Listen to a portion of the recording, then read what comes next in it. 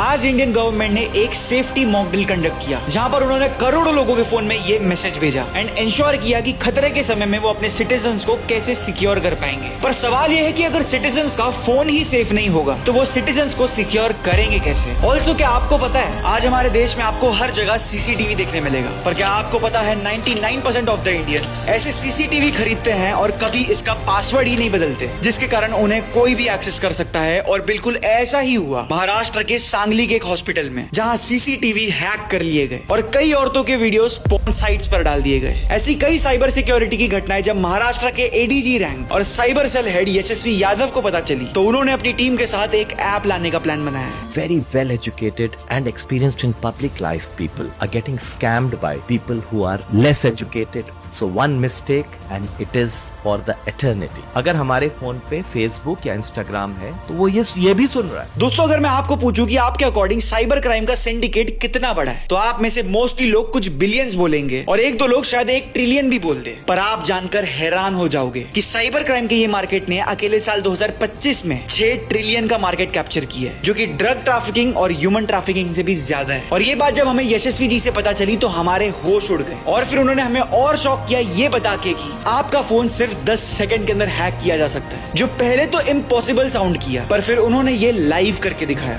Okay, so you give me this phone. Yeah, So I'll give it to my team, and in 10 seconds we will demonstrate all the contents of your phone. You can have your phone and lock it.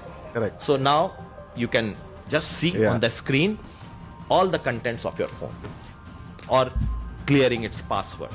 It can be hacked within 10 seconds.